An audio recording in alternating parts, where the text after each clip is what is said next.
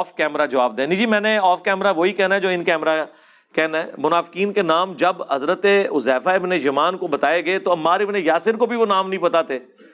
تو جو نام عمار ابن یاسر کو نہیں پتا وہ نام میں آپ کو کیسے بتا سکتا ہوں؟ تو رازدار رسول تھے نا حذیفہ ابن یمان، ان کو بتائے گئے. اور دوسرا یہ بھی یاد رکھیں، اگر کسی شخص کی موت دوبیلا پھوڑے سے ہوئی ہے اس کا یہ مطلب نہیں کہ وہ منافق ہے. ہاں ان منافقین کے بارے میں آیا کہ ان کی موت دوبیلا پھوڑے سے ہوگی، جو صحیح مسلم کی حدیث ہے. یہ نہیں ہے کہ جسے بھی دوبیلا پھوڑا نکلے وہ منافق ہے.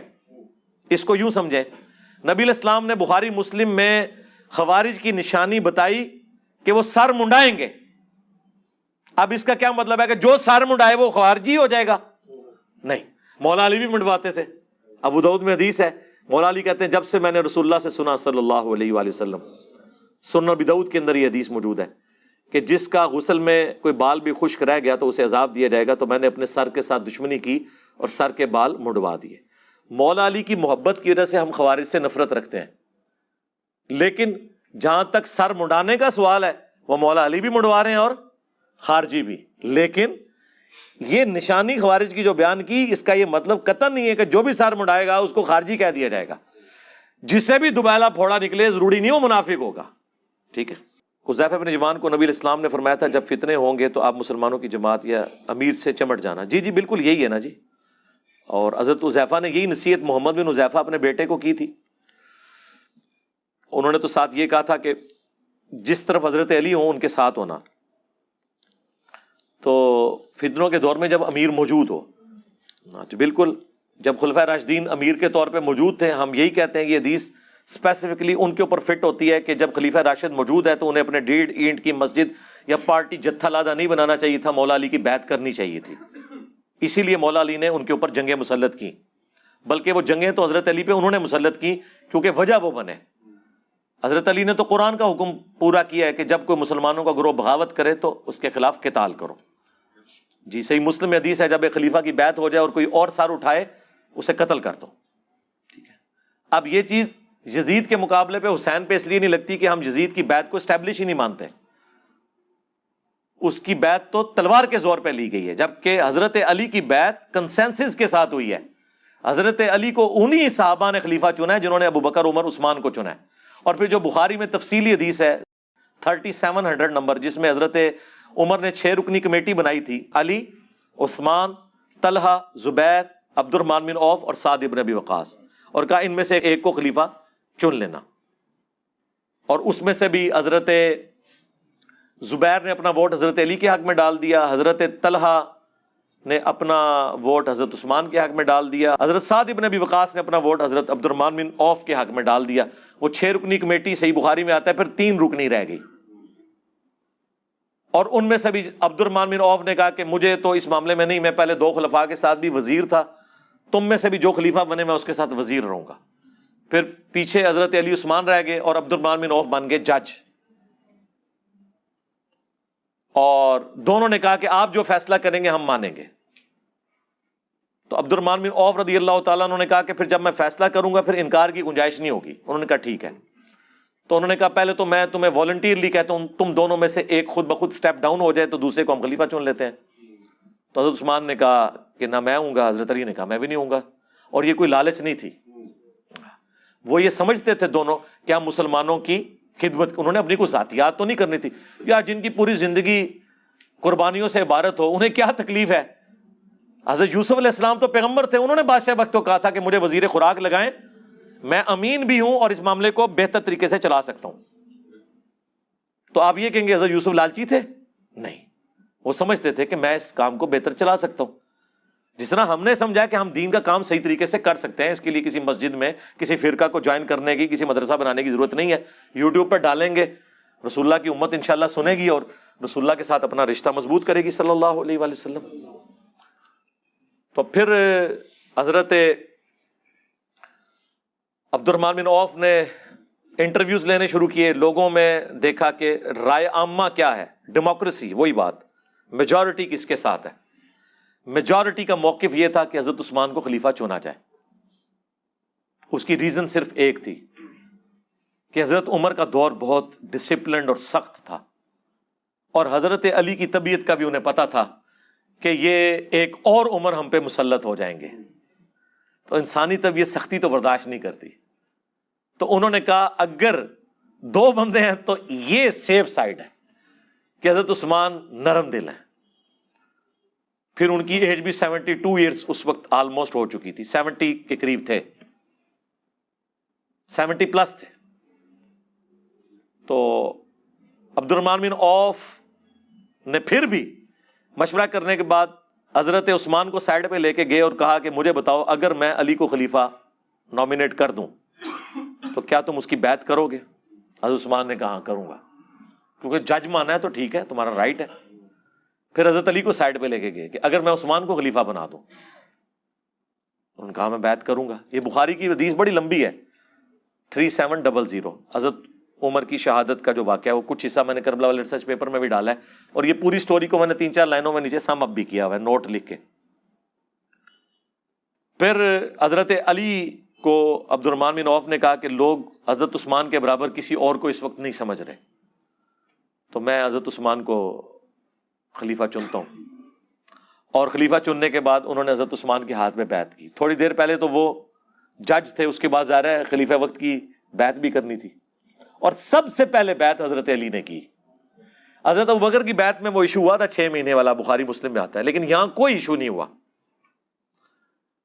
حضرت علی نے بیعت کر لی تو پھر تو ذرا اب مجھے بتائیں، یہ 2 بندے جب بچ گئے تھے، ان میں سے جب ایک شہید ہو گیا، اس کے بعد پھر رائٹ کس کا تھا امت میں کہ وہ خلافت سنبھالتا؟ تو یہ کہنا کہ جی حضرت علی کو ان لوگوں نے خلیفہ چنا جو ان میں سے کچھ لوگ قاتلین عثمان بھی تھے، جی ایسے لوگ بھی تھے، اس لیے کہ ایک ہی بندہ تھا جس کے اوپر حضرت عثمان کے مخالفین بھی کہتے تھے کہ یہ بندہ اپرائٹ ہے، اور حضرت علی کے حامی بھی انہی کو اپرائٹ سمجھتے تھے۔ اس میں حضرت علی کی کون سی ایسی برائی والا معاملہ ہو گیا؟ آج اگر جسٹس فائز عیسیٰ کی تعریف عمران خان صاحب کر رہے ہیں اور یہ کہہ رہے ہیں ان کے خلاف کیس میں نے نہیں، مجھ سے کسی نے بنوایا تھا، مخالفین تو پہلے ہی کہتے ہیں وہ اپرائٹ جج ہے، تو اس کے اوپر آپ کسی کو ٹانٹ کریں گے؟ تو حضرت علی کو اگر اپرائٹ ان کے حامی اس وقت مانتے تھے اور مخالفین بھی کہتے تھے کہ ہاں یہ بندہ ہے، اور اس سے بڑھ کر وہ 6 رکنی کمیٹی میں آخر میں 2 بندوں میں وہی ایک بچے ہوئے تھے، تو میرے خیال میں تو ضرورت بھی نہیں تھی مشورے کی۔ لیکن اس کے باوجود آپ دیکھ لیں حضرت علی کی للہیت۔ اور یہاں میں ایک اور پوائنٹ کلیئر کر دوں، بعض لوگوں نے کہا جی آپ نے یہ جھوٹ حضرت علی پہ باندھ دیا ہے کہ حضرت علی نے پہلے بیعت کی ہے۔ جھوٹ نہیں باندھا، وہ کہتے ہیں عبد الرحمن بن عوف نے پہلے کی ہے، اے جینا تھا دماغ، ہاں کلپ بنائے ہوئے مولویوں نے میرے خلاف، وہابیوں نے۔ یار مجھے بتائیں دنیا کی کس قانون میں جج پارٹی ہوتا ہے؟ جج پارٹی ہوتا ہے؟ عبد الرحمن بن عوف جج تھے۔ عبد الرحمن بن عوف کا حضرت عثمان کی بیعت کرنا پہلے بندے کی بیعت نہیں تھی، کیونکہ وہ تو فیصلہ سنانے والے تھے۔ پارٹی کون تھا؟ حضرت علی کو خلیفہ بنانے والے اور حضرت عثمان کو خلیفہ بنانے والے، یہ 2 پارٹیاں تھیں۔ تو سب سے پہلے بیعت پھر حضرت علی کی بنتی ہے، اور حضرت علی کا بیعت کرنا یہ میں نے اس لیے لکھا تھا کہ تاکہ کوئی غالی رافضی اعتراض نہ حضرت عثمان کی خلافت کے اوپر کہ حضرت علی نے اس کو ایکسیپٹ کیا، سب سے پہلے ایکسیپٹ کیا۔ اب اس طرف آ جائے، اس کے باوجود کہ آپ سب سے زیادہ حقدار تھے حضرت عثمان کے بعد، اور حضرت عثمان کی بھی للہیت دیکھیں، صحیح بخاری میں آتا ہے جس سال انہوں نے آخری حج کیا ہے جس کے بعد وہ شہید ہوئے ہیں، حضرت عثمان کی نکسیر پھوٹ پڑی تھی، صحیح بخاری میں آتا ہے، اور طبیبوں نے آپ کو کہا کہ آپ بچیں گے نہیں۔ تو اس وقت کئی لوگوں نے زور لگایا کہ آپ نہ اپنا خلیفہ کسی کو بنا دیں۔ حضرت عثمان نے کہا نہیں، یہ کام میں نہیں کروں گا۔ اگر حضرت عثمان کے دماغ میں کوئی فطور ہوتا نعوذ باللہ تو اس وقت کسی کو اپنی جگہ خلیفہ نامینیٹ کر سکتے تھے، انہوں نے نہیں کیا۔ انہیں پتا تھا کہ یار یہ تو بات غلط ہے، یہ تو ملوکیت والا معاملہ ہے۔ تو حضرت عثمان کی شہادت کے بعد جب حضرت علی کی بیعت ہوئی ہے تو آپ دیکھیں حضرت علی کے لیے کوئی ووٹنگ کرانے کی ضرورت ہی نہیں تھی، وہ حضرت عمر کی کمیٹی میں سے ایک بندہ بچا ہوا تھا۔ مجھے بتائیں حضرت عمر اگر قبر سے نکل آئے حضرت عثمان کے زمانے میں اور انہیں بتایا جائے کہ آپ کے بعد یہ 6 رکنی کمیٹی 2 میں رہ گئی تھی، ان میں سے یہ تیسرا ہے، تو وہ کہیں گے چوتھا تو پھر یہی ہونا چاہیے، اور تو کوئی نہیں بچا، کیونکہ وہ 3 تو پہلے ہی دستبردار ہو چکے ہیں۔ لیکن پھر بھی حضرت علی مسجد نبوی میں آئے، حضرت علی جیسی بیعت کسی خلیفہ کی نہیں ہوئی ہے، بند کمروں میں نہیں ہوئی بیعت، چند لوگوں نے نہیں چنا۔ حضرت علی نے مسجد نبوی میں آگے خطبہ دیا، انہوں نے کہا یہ خلافت کا بوجھ میرے اوپر ڈال رہے ہیں، یعنی میری زبان میں آپ سمجھیں کہ کام تے وگاڑ بیٹھے نے بنو امیہ دے گورنر، ان میرے گاٹے فٹ کر لگے جے، میں اس حق میں نہیں ہوں کہ اس بار کو اٹھاؤں، تم طلحہ زبیر ان میں سے کسی کو خلیفہ چن لو، کیونکہ عبد الرحمن بن عوف تو فوت ہو چکے تھے حضرت عثمان کے دور میں، سعد ابن ابی وقاص ویسے ہی کوئی انٹرسٹ نہیں رکھتے تھے، وہی ایک اس کمیٹی میں سے تھے، یا سعید ابن زید تھے، ان کو تو حضرت عمر نے بھی کمیٹی میں شامل نہیں کیا عشرہ مبشرہ میں سے، کیونکہ وہ بہنوئی تھے حضرت عمر کے۔ ان میں سے کسی ایک کو خلیفہ چن لو، میں تینوں خلفاء کے ساتھ وزیر رہا ہوں، میں اس کے ساتھ بھی وزیر رہوں گا۔ لوگوں نے کہا نہیں حضرت، خود حضرت طلحہ زبیر یہ کہہ رہے ہیں کہ آپ کے لیول کا اس وقت کوئی ہے نہیں ہے کہ جو امت کو سنبھال سکے، کیونکہ جو مخالفین ہیں نا حضرت عثمان کے، وہ بھی آپ کے علاوہ کسی کے اوپر راضی نہیں ہوں گے۔ اندازہ کریں ان دنوں میں الموطا امام مالک میں، مصنف عبد الرزاق میں ملتا ہے، جب عید کی نماز کا وقت آیا تو حضرت علی عید کی نماز پڑھانے کے لیے نکلے، حضرت عثمان کو تو نہیں وہ نکلنے دیتے تھے، مسجد میں بھی انہوں نے قبضہ کیا ہوا تھا، حضرت علی کے پیچھے نماز وہ پڑھ لیتے تھے، ظاہر حضرت علی کا ایک سٹیٹس بھی تھا نا اہل البیت ہونے کی وجہ سے، اور پھر وہ مخالفین بھی، ان میں سے کئی صحابہ بھی تھے، اصحاب شجرہ بھی تھے، بہرحال جو ایکٹیویٹی ہوئی وہ تو غلط کی، ہم تو اس میں حضرت عثمان کے ساتھ ہیں الحمدللہ۔ بہرحال حضرت علی نے اس وقت کہا کہ میں تینوں کے ساتھ رہوں، چوتھے کے ساتھ بھی رہوں گا، صاحب نے کہا نہیں حضرت آپ، لیکن ان کو پتہ نہیں تھا کہ کس بندے کو اپنے اوپر خلیفہ نامینیٹ کر رہے ہیں، زیرو ٹالرنس۔ یہ تو اسی طریقے سے کہ پاکستان کے سارے مدارس اور بورڈ انجینئر مدنی مرزا کے حوالے کر دیے جائیں، پھر میں ان کی ڈگریاں چیک کروں گا اور بتاؤں گا کہ کون ڈگری کا اہل ہے کون نہیں، جو قرآن و سنت کو مانتا ہی نہیں اس نے ڈگری لے کے کیا کرنا ہے، زیرو ٹالرنس۔ حضرت علی نے وہاں ایک جملہ بولا تھا جو تاریخ میں کوٹ کیا جاتا ہے، انہوں نے کہا تھا یا عدل ہوگا یا گوشہ نشینی ہوگی، اگر میں گوشہ نشین ہوں گا تو پھر تمہارے معاملات تم خود دیکھو، لیکن اگر مجھے خلیفہ چنو گے پھر میں عدل سے کام لوں گا، پھر میں گوشہ نشین نہیں ہوں گا، ہاں پھر میں با اختیار وزیر اعظم ہوں گا، پھر میں کسی کے اشاروں پہ کچھ نہیں کروں گا۔ یہ وہ والی بات آج کی لینگویج میں آپ کو سمجھا رہا ہوں، خلیفہ کا مطلب پھر یہ ہے کہ پھر میرا ہر آرڈر مانا جائے گا۔ لوگوں نے کہا جی حضرت بالکل، تو پھر پہلا ایگزیکٹو آرڈر جو تھا نا وہ یہ تھا کہ حضرت عثمان کے سارے گورنر معزول، جن کی وجہ سے یہ رعایا خلیفہ راشد کے خلاف ہو گئی، جس میں خلیفہ راشد کا قصور نہیں تھا، ان گورنروں کا قصور تھا، اور ہو گئے سارے معزول سوائے معاویہ بن ابی سفیان کے۔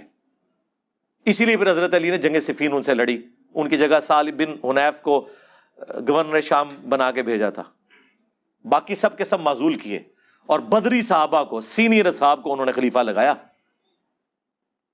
انصار کو، جن کے بارے میں بخاری مسلم میں حدیث ہے، انصار میرے بعد اور لوگوں کو تم پر ترجیح دی جائے گی، صبر کرنا یہاں تک کہ حوض کوثر پہ آ کے مجھے ملنا۔